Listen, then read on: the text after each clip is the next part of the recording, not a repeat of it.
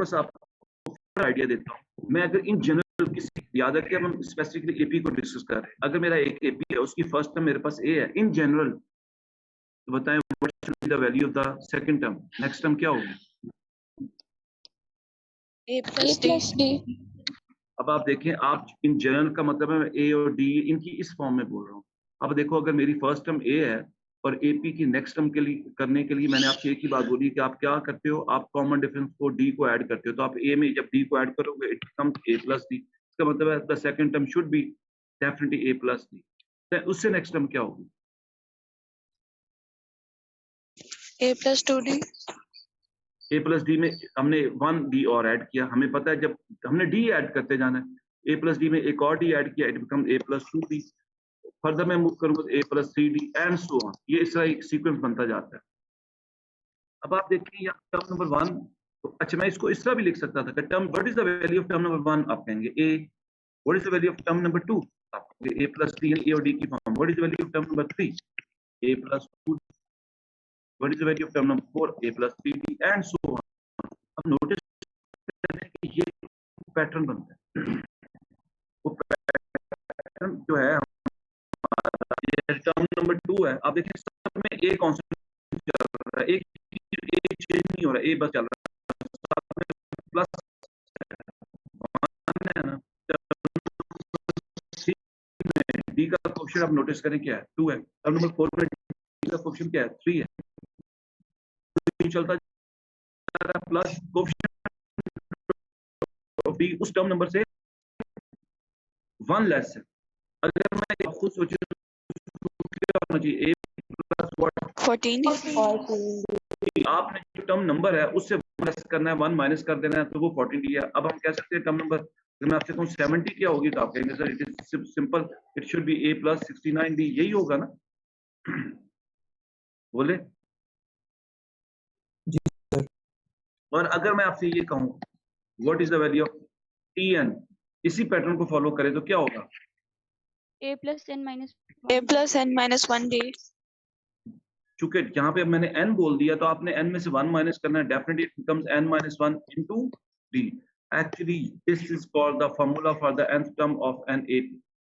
ये फार्मूला है, एक्चुअली हमने तो इसको यूज करना है।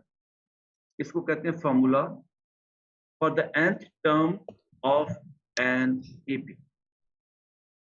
यानी किसी भी कोई भी क्वेश्चन जिसमें टर्म से रिलेटेड कोई स्टेटमेंट आ रही है, यूज टर्म नंबर यूज हो रहा है, वी यूज दिस फार्मूला। अच्छा अब आप देखें इस फार्मूला में, आप नोटिस करो there are how many different values, बताएं मुझे।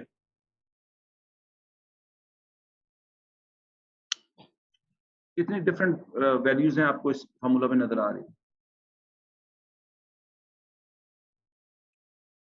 तो 3, नो, 2, 4। देखें मैं वर्ड यूज कर रहा हूं डिफरेंट वैल्यू। एक डी है, बोले नजर आ रहा है, एन नजर आ रहा है, ए नजर आ रहा है, और टी एन भी तो नजर आ रहा है। So these are the 4 different values in this formula. Can you see? Sir T N और एन सेम नहीं है? नो, टी एन और चीज है। ये देखो, जब मैं तुम्हें कहता हूं, फर्ज करो मैं तुमसे कहता हूं ये यहाँ पे, ये सिर्फ अगर मैं कहूँ इसमें एन की वैल्यू क्या है, तुम कहोगे 15 है। मतलब मैं ऊपर की एग्जांपल ये इधर आ गया, इसमें मुझे बताओ एन की वैल्यू क्या है, 2 है, बट T2 की वैल्यू क्या है, 7 है। बताओ डिफरेंस पता चल रहा है? देखिए T2 का मतलब term number 2, the value of term number 2 in the sequence is 7। ये एन को एन की वैल्यू 2 आ रही है, टर्म नंबर की वैल्यू 7 आ रही है। ठीक है? ठीक है सर। ओके, अब आप ये देखो, तो these are 4 different values. Simple एक बात याद रखो, if we have any 3 of them, we can find the fourth one. So overall this is called the formula for the nth term of an AP. मसलन मैं example वही फिर करता हूँ, 11, 7 और 3 and so on. अच्छा एक सेकेंड होल्ड करें।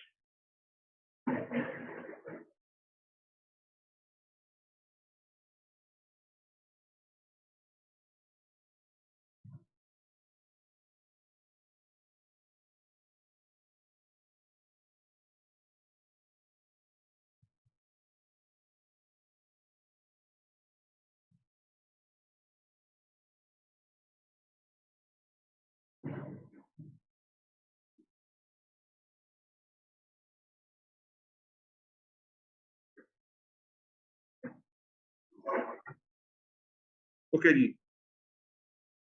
मेरी आवाज आ रही है आप लोगों को? जी सर। ओके अच्छा, ये मैंने वही एग्जांपल आपके सामने लिख दी। यू कैन सी, और डॉटेड मींस कि it goes up to so on. मैं कहता हूँ इन दिस गिवन सीक्वेंस में बहुत बेसिक क्वेश्चन करवा रहा हूँ। Get the value of term number 50 और सॉरी 20 कर लेते हैं। Get the value of term number 20। अच्छा, अब आप नोटिस करो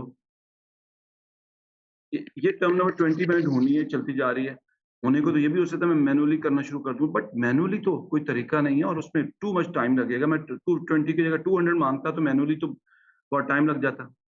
definitely if you have this concept और हमें ये पता चल गया कि ये फॉर्मूला, अब देखिए मैं आपसे टर्म नंबर 20 मांग रहा हूँ एपी की, तो मैंने आपसे कहा था this is called the formula for the nth term of N AP. किसी टर्म का जो एपी का फॉर्मूला ये यूज होता है।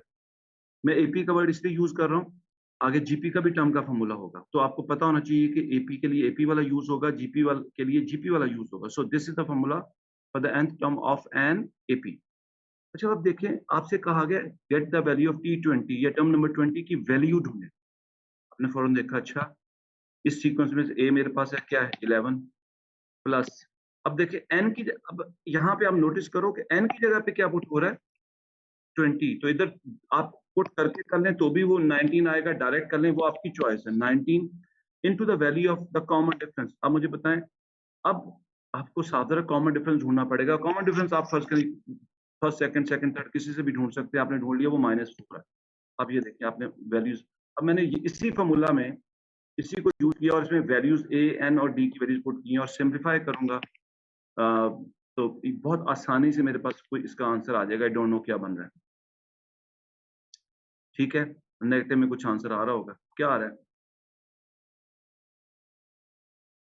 -65 -65 माइनस -65 -65। सो यू कैन सी मैंने एक सिंपल सी एग्जांपल दी है कि आपको मैंने एक एपी दिया और फिर उस एपी में से आपसे कहता हूँ get the value of term number 20। तो आप लेकिन आप नोटिस करो कि टर्म नंबर 20 के लिए मैंने ये एपी टर्म का फॉर्मूला यूज किया। मैंने देखा I must have the value of A N and D. इसमें तो मैं सब चीजें मुझे आसानी से मिल रही थी, मैंने वहां पे जस्ट फॉर्मूले में वैल्यूज पुट की हैं और मुझे आंसर मिल गया। बट एग्जाम में ये नहीं कि इस तरह सीधा साधा, इतना ही सीधा साधा क्वेश्चन आ जाएगा, इतना सीधा नहीं आता। तो कुछ आपने भी करना है। तो थिंक इसके इसमें से, अच्छा अब इसमें से लाजमी ये नहीं कि आपसे वो टर्म नंबर ही मांगेगा, ये भी हो सकता है वो टर्म की वैल्यू दे दे। इन केस टीएन दे दे आपको, ए दे दे आपको, डी भी आपको दे दे और आपसे क्या कहे, क्या ढूंढो, एन ढूंढ लो, नंबर ऑफ टर्म्स ढूंढ लो। मुझे अगर वो बाकी सब चीजें मिल गई हैं डी बी ए बी और T N B, then definitely I can find the value of N just using this formula putting those values, और मैं सब्जेक्ट बना लूंगा एन को। मकसद है कि out of these 4 values if you have any 3 of them you can find the 4th one, okay।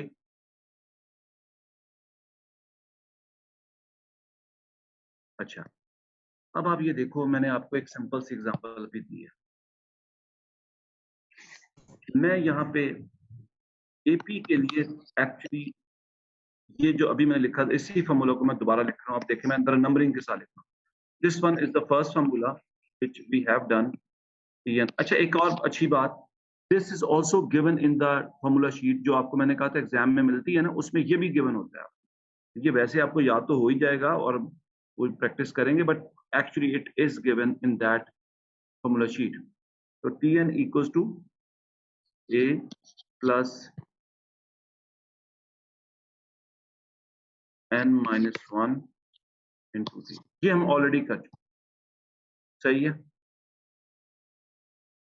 अच्छा, यही सीक्वेंस है, फर्ज करें ये आपके सामने ये सीक्वेंस है, ये टर्म्स हमें पता चलती जा रही है। मैं आपसे अगर कहूं कि इन टर्म्स को ऐड करो, लेकिन डेफिनेटली आप सोचोगे सर कहां तक ऐड करें, किस टर्म तक ऐड करें। ये नहीं कि जो नजर आ रही है वहां तक, डॉट डॉट मींस कि वो भी टर्म्स एग्जिस्ट करती हैं पैटर्न को फॉलो करते हुए। मैं अगर आपसे कहूं जी किसकी 20 टर्म्स को ऐड कर दें, अगेन आप कहोगे सर एक ऑप्शन, मतलब कुछ सोच सकते हैं सर एक ऑप्शन ये सारी टर्म सामने ले आए और फिर उनको manually first plus second plus third plus fourth plus fifth करके 20 तक ऐड कर लें। लेकिन इसमें फिर वही बात है, ये कोई टू मच टाइम कंज्यूमिंग और ये कोई प्रॉपर वे नहीं है। बट ओवरऑल इसे हम कहते हैं the sum of N AP. जब हम किसी भी एपी की टर्म्स को ऐड करते हैं, what is this called? The sum of that sequence या sum of that AP. Basically AP का वर्ड इसलिए कि जीपी में भी सारा कुछ ये होना है। तो this is called the sum of N AP. अब है how to get the sum of N AP. देखिए इसका फॉर्मूले की कोई डेरिवेशन की रिक्वायरमेंट नहीं है। मैंने कहा ये भी फॉर्मूला शीट में गिवन होता है, तो मैं इसलिए इसका डायरेक्ट फॉर्मूला लिख रहा हूँ। उस फॉर्मूले की डेरिवेशन की हमारी ऐसा कोई रिक्वायरमेंट नहीं है, इसलिए मैं उसी को यूज करूंगा। हमें सिर्फ उसको यूज करना आना चाहिए, हमें उसकी एप्लीकेशन आनी चाहिए कि how to get the sum of the given sequence. लेकिन ये किसके लिए बात हो रही है? एपी के लिए।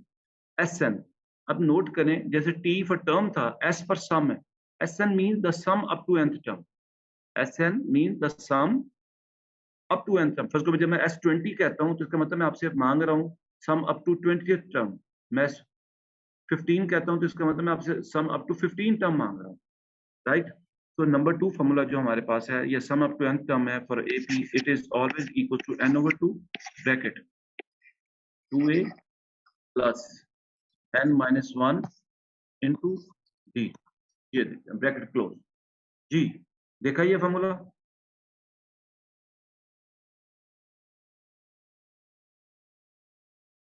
हेलो, जी सर। अच्छा मुझे बताएं इस फॉर्मूला में कितनी डिफरेंट वैल्यूज आ रही है, इसमें कितनी आ रही है?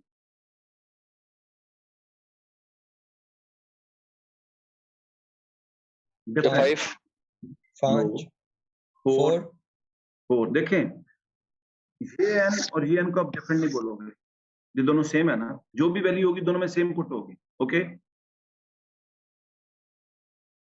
सो डी एन ए और s n, so again 4 different values हैं।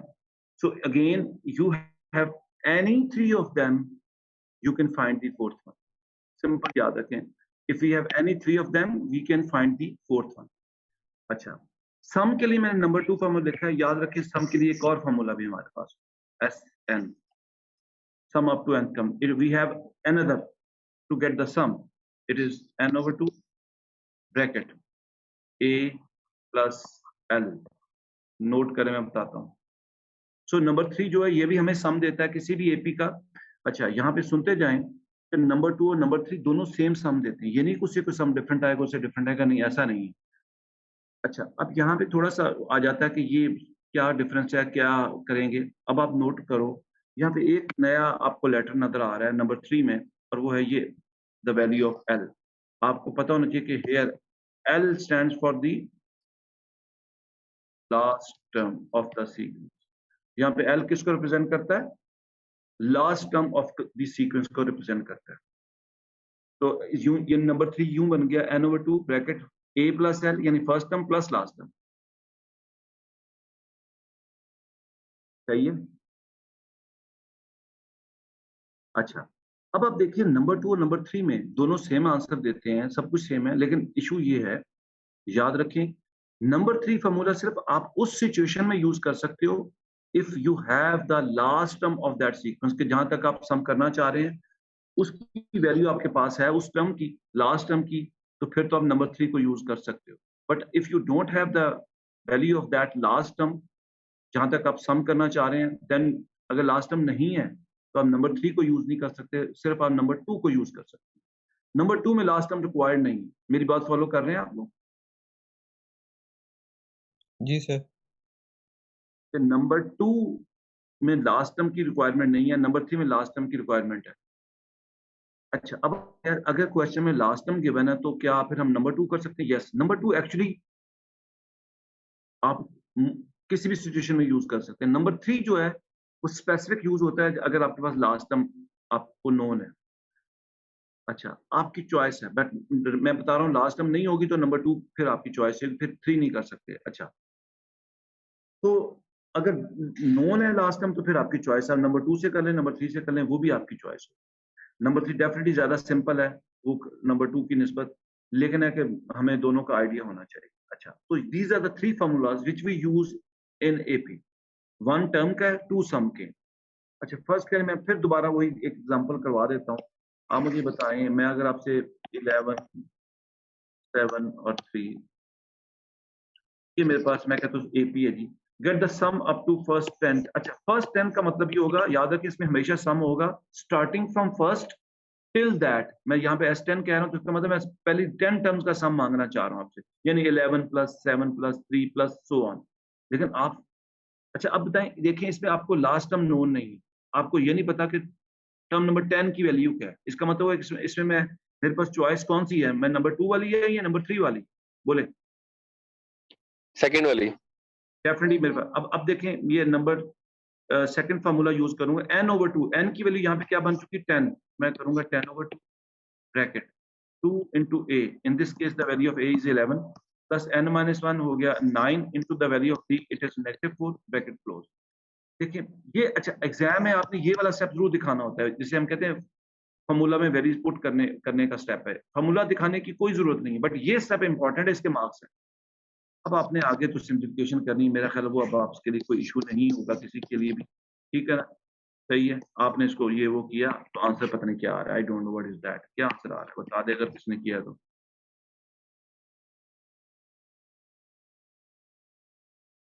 -70. -70. -70, so we see the sum of the first 10 term is equal to -70, that's it, ये हमारा आंसर आ गया। तो पॉइंट ये हुआ कि मुझे according to the situation right formula pick करना है। अच्छा, एज बिगिनर जो है वो इसलिए कंफ्यूज हो जाते हैं, सर वो फार्मूला नंबर 1 कब करना है, फार्मूला नंबर 2 कब करना है। याद रखें मेरी बात बड़ी क्लियर, जब वो सम का जिक्र करेगा तो सम के लिए नंबर 1 तो यूज हो ही नहीं सकता, सम के लिए नंबर 1, नंबर 2 या नंबर 3 में से कोई यूज नहीं होता।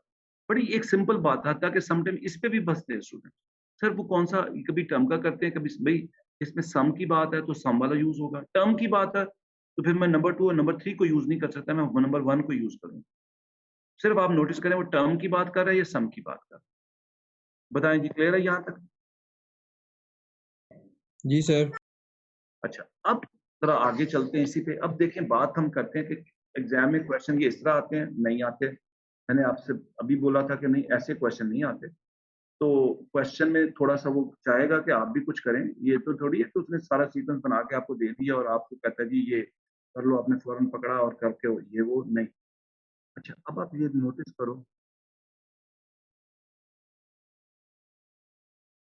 कि आपसे वो कहता है जी कि फर्ज करें, चलें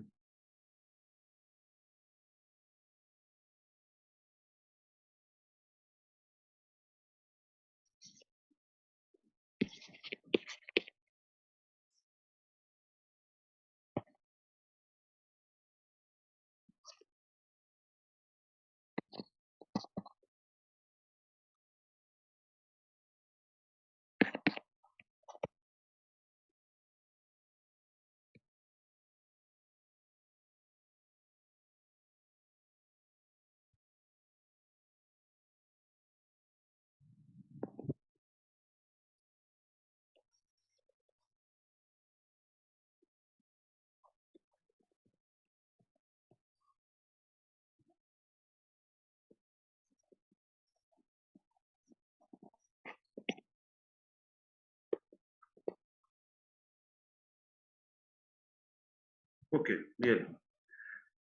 ये बहुत सिंपल सा क्वेश्चन है, मैंने आपसे लिखा है 8th term of an AP is 11 and the 15th term is 21, find the value of A and D। अब मुझे बताएं आपसे किसकी वैल्यू मांगी जा रही है, the first term and B the common difference। फिर आपसे कहा जा रहा है and also find the nth term। ये क्वेश्चन मैं कर रहा हूं भाई, आप लोग देखें प्लीज, आप लोग देखें, ये मैं कर रहा हूं। नोटिस करें आपसे कहा जा रहा है A ढूंढें और D ढूंढें। आप, मेरी आवाज आ रही है ना आप लोगों को? जी सर आ रही है। ओके, अब आप नोटिस करो आपसे कहा जा रहा है 8th टर्म, टर्म की बात हो रही, तो फॉर्मूला नंबर 1 यूज होगा या कोई और यूज होगा? फर्स्ट वाला टर्म वाला। The 8th term is 11। अच्छा, इज देखें लैंग्वेज, इंग्लिश लैंग्वेज इज जिसे बोल रहे हैं, मैथमेटिक्स वो इज इक्वल्स टू होता है, एक तो इसको भी क्लियर करें।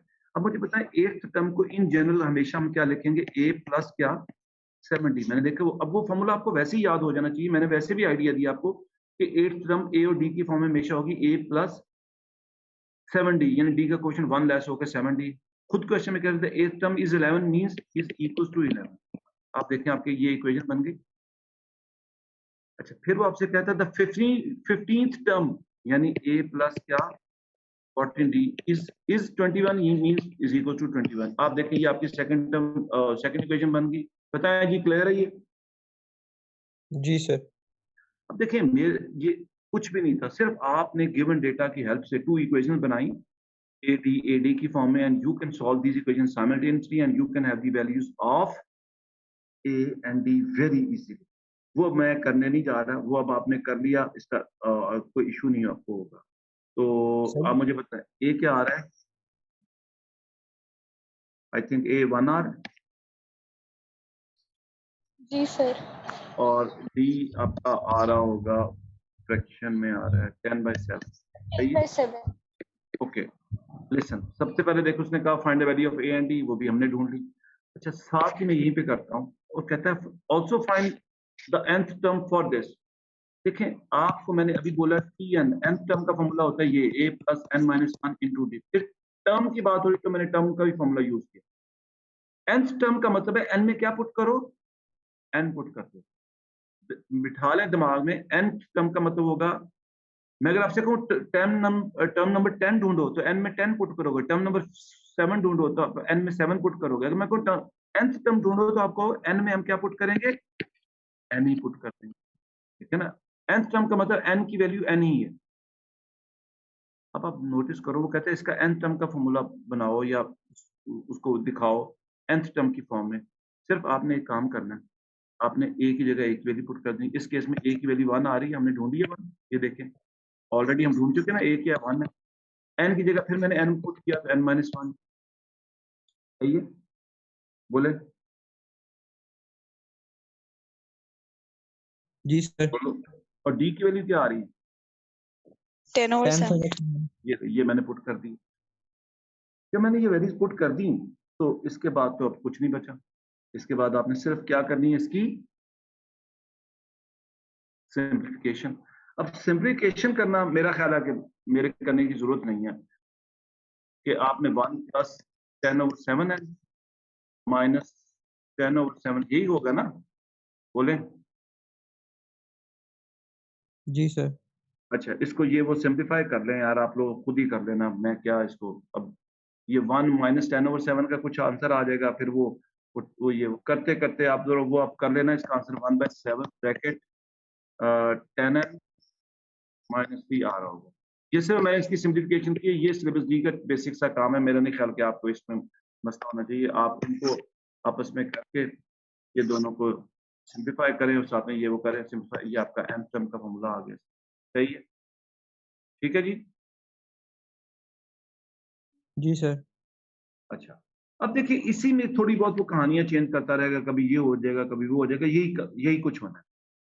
फर्ज करें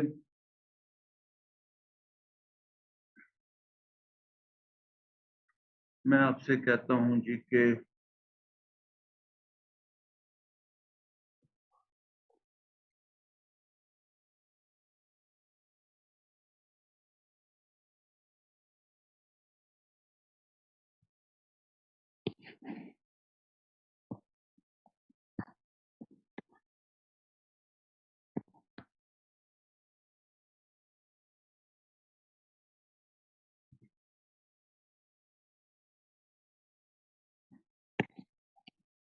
सर एग्जामिनर एपी यूज करता है अपने क्वेश्चंस में? वो पूरा word arithmetic progression mostly use करता है। ठीक है सर। वो पूरा वर्ड यूज करता है, मैंने एपी लिख दिया, लेकिन अब आपको इतना तो पता याद हो ही जाएगा ना।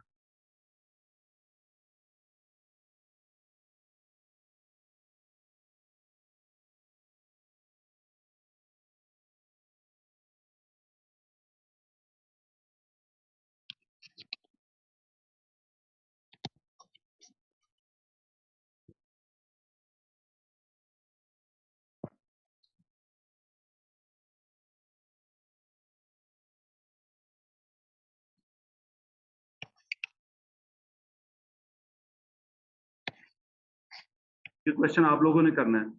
In an AP, the 8th term is twice the 4th term and the 20th term is 40.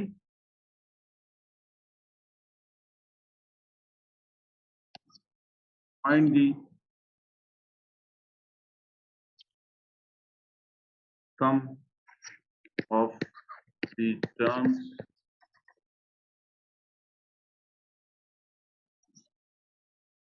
from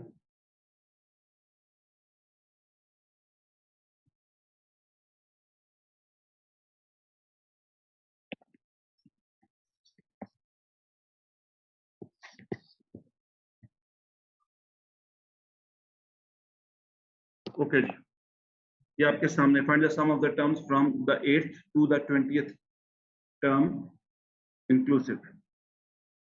करें जी, कर रहे हैं आप लोग?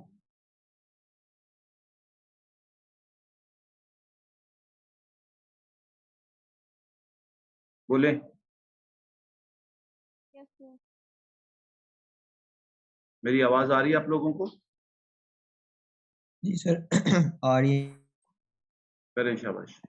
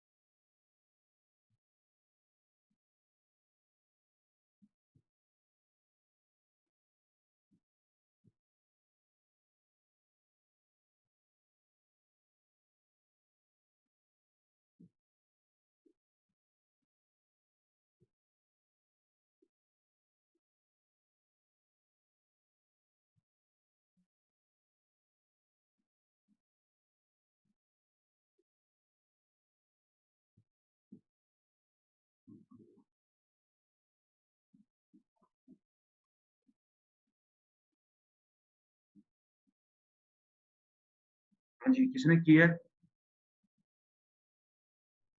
Yes, Asif sir. बोले। 364. किसने किया है? नाम बोले। Khatija Mazhar. खदीजा का क्या आंसर आ रहा है? 364. और बताएं कोई।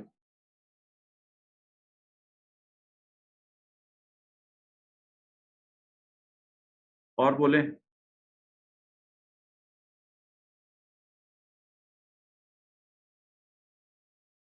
और किसने किया है?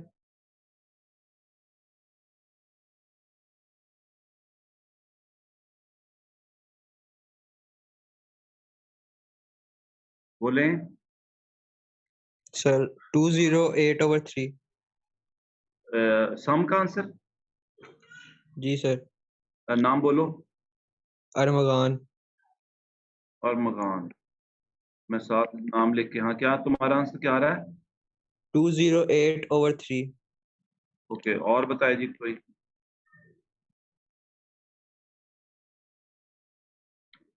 बोले बाकी लोग जी। 400। कौन बोल रहा है? नाम बोलो पहले। अब्दुल्ला। अब्दुल्ला का 400 आ रहा। ओके, और बताएं।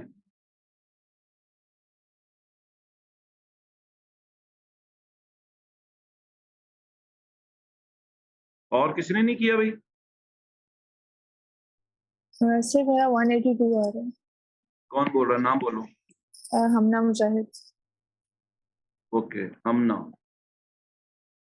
ओके, और बोलें कोई? Sir, 348, Fatma. फातिमा। तो कितना? 348। और बोलें। सर 91 बख्त इकबाल। बासित। बख्त बख्त। बख्त कितना? 91। 91। ओके, और बोलें। सर मेरा 112 है। कौन? नूर सारा। नूर का कितना है? 112। जी सर। ओके, और बोलें। देखिए कितनी इंटरेस्टिंग बात है, ये आपके सामने मैं लिख रहा हूँ। इंटरेस्टिंग बात ये है कि हर एक का डिफरेंट आंसर है। सो आई लव दिस कि मैथ्स में डिफरेंट आंसर आ रहे हैं सम के। क्या मजे की बात नहीं है? हाँ, और बताए कोई? 364। सर मेरा ये 420 आ रहा है। 364 कौन है? और बोलो जरा, मैं लिख दूं उसका नाम भी। फिर 420 वाले भी बोले जी। MAHEER।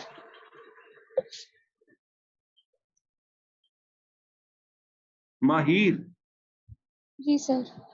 अब तो नाम बोल दो ना। कितना है तुम्हारा? सर 364। अच्छा, अभी 420 भी किसी ने बोला था, बोलो। सर 24। सर फातिमा। फातिमा। चलो, अब टाइम खत्म हो रहा है, अब छोड़े हम। अब मेरी बात सुने साहब जरा, अब सारे आंसर ठीक हो नहीं सकते। ये भी हो सकता है इनमें से कोई भी ठीक ना हो, ये भी हो सकता है इनमें से कोई ठीक हो। देखिए मैं अब क्वेश्चन कर रहा हूँ, आप ये क्वेश्चन बहुत ही इंपॉर्टेंट क्वेश्चन था और आपने इसको बड़ा क्लियरली सीखना है। सुन लें, अब मैं ये सारे इरेज कर रहा हूँ। तो मैंने ऐसे काम कर दिया यहाँ पे, ये पता नहीं कैसे इरेज होगा। छोड़े, इतना लंबे चक्कर में। अब क्वेश्चन पे है। अब देखें आपकी अप्रोच क्या होगी, प्लीज सब लोग नोटिस करें। आपसे कहा गया कि एपी, पहले आप कहते हैं AP the 8th term is twice the 4th term and the 20th term is 40, find the sum of the first terms from 8 to 20। यानी एट द एंड हमसे मांग क्या रहा है? सम मांग। किसका? एपी का। अब याद रखें एपी के सम का फॉर्मूला नंबर 2 या नंबर 3 को यूज होता है आपके जहन में। मतलब मैं हूं तो मैं यही सोचूंगा, चाहे मुझे सम ढूंढना है अल्टीमेट, इसमें मैं ये सोचूंगा कि मुझे सम ढूंढने के लिए फॉर्मूला नंबर 3 या 2 को यूज करने के लिए मेरे पास 2 वैल्यूज तो मस्ट होनी चाहिए ना। कौन कौन सी? Value of A and the value of d. जब तक मेरे पास a the first term d the common difference नहीं होगा, मैं सम नहीं ढूंढ पाऊंगा। पहले बताएं, मेरी बात समझ में आ रही है? जल्दी बोलो जरा। जी सर। अब मेरा पहला टास्क है to get the values of A and D. मुझे जो स्टेटमेंट दी गई 8th टर्म, ये देखें 8th टर्म से मुराद क्या हुई?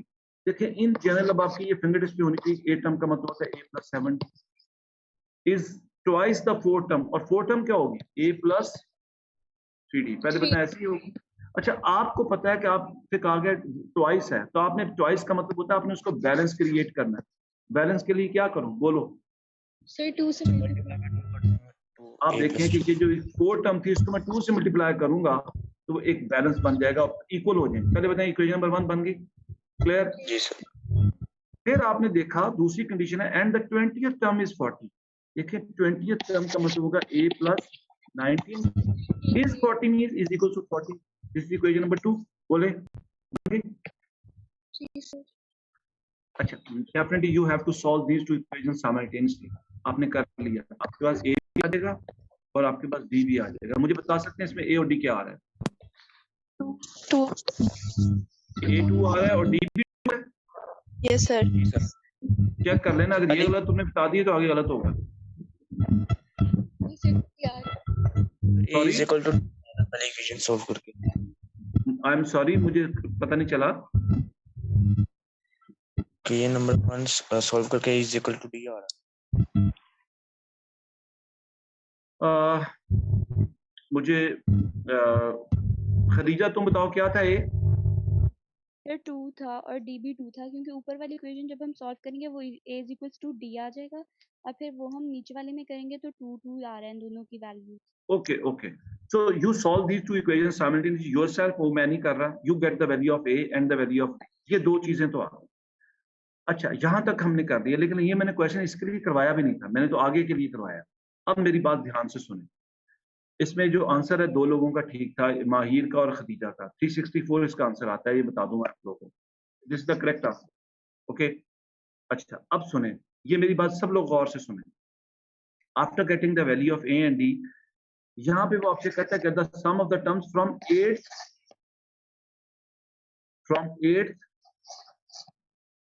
to 20th inclusive. आप मुझे बताएं, अगर आप ये करो किसी सिचुएशन में, आप कहो कि सर S20, मुझे बता सकते हैं S20 के मीनिंग क्या होंगे? बोलो, S20 के मीनिंग क्या होगी? हम कौन सा सम ढूंढ रहे होंगे? बोले। Sum up to 20th term. Sum from first till 20th। याद रखिए, फर्स्ट से लेके 20th तक का सम आ जाएगा। मुझे इसका आंसर कोई बता सकता है किसने ढूंढा हुआ S20? खदीजा या माहिर में से? 420 420 सम आता है starting from first till 20th। अच्छा, लेकिन आप नोटिस करें क्वेश्चन में वो ये तो मांग ही नहीं था। क्वेश्चन में तो कहता find the sum from 8th till 20th। इसका मतलब है कि अब देखिए लॉजिक क्या है। मुझे अच्छा, इसकी अप्रोच डिफरेंट हो सकती है, ये भी बता दूं मैं। ये नहीं कि जो मैं अप्रोच कर रहा हूँ वो फाइनल है, लेकिन जो मेरे ख्याल में ज्यादा सिंपल है, बेटर अप्रोच है, मैं उसकी बात कर रहा हूँ, बट इसमें ऑप्शंस हो सकती हैं। अब मैं आपसे बताऊं, मैं कहता हूँ इसमें से कुछ टर्म्स ऐसी भी, उनका भी सम आ गया जो एक्स्ट्रा है, जो मुझे इंक्लूड नहीं करनी थी। तो बताएं, इस सम में से अगर मैं एक सम माइनस करना चाहूँ तो फाइनल जो सम है उसमें मैं क्या करूंगा? S20 माइनस क्या करूंगा? S7। अच्छा, अब सुने, यहाँ पे कुछ स्टूडेंट्स कहते हैं S8। याद रखें, दिस इज ऑल्सो रॉन्ग। क्यों? आप नोटिस करो, आपने 8th को इंक्लूड करना है या एक्सक्लूड करना है? 8th को आपने इंक्लूड करना है या एक्सक्लूड करना है? बोले। इंक्लूड करना। इंक्लूड करना है। तो इसका मतलब है कि मैंने 8th को इंक्लूड करना है। मैंने, इसका मतलब किन को एक्सक्लूड करना है? फर्स्ट 7 के सम को एक्सक्लूड करना है। नोटिस करें, किसको मैंने एक्सक्लूड करना? फर्स्ट 7 के। तो S20 माइनस S7। अब S7 अगर किसी ने ढूंढा हुआ तो मुझे वो भी बता दें। S7 कितना आता है? S7 का होगा मतलब सम फ्रॉम फर्स्ट टिल 7। तो बता सकता क्या है? 56। ये ले। तो अब देखिए, मैं S20 मीन सम फर्स्ट 20 तक, वो 420 था, माइनस S7 56 है। आंसर क्या आता है? 364। That's it. This is the answer. ये आपके सामने है। देखें, लॉजिक ये थी कि सम फ्रॉम 8 टिल 20 आपने S20 ढूंढा, उसमें से माइनस किसको करना है? फर्स्ट 7 के सम को आपने S7 किए। बोले जी, कुछ बात समझ में आई है? जी सर। तो ये इसका था। तो इस तरह क्वेश्चन साहब जरा वो देगा कुछ ना कुछ आपको। अच्छा, अब इस तरह है कि आप जरा नोट करें कुछ क्वेश्चन मैं बोल रहा हूँ। ये बुक जो आपके साथ मैंने शेयर की हुई है, वो वाली PDF फॉर्म में, उसी में से दे रहा हूँ। बुक का जो पेज है, बुक का पेज नंबर है 594। सही है? तो आपने करना है क्वेश्चन नंबर 4, 5,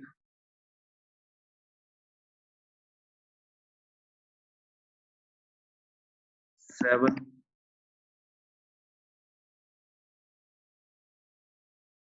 अच्छा ये असल में 9 था जो मैंने आपको करवा दिया। ये जो अभी मैंने कराया क्वेश्चन नंबर 9 था। 10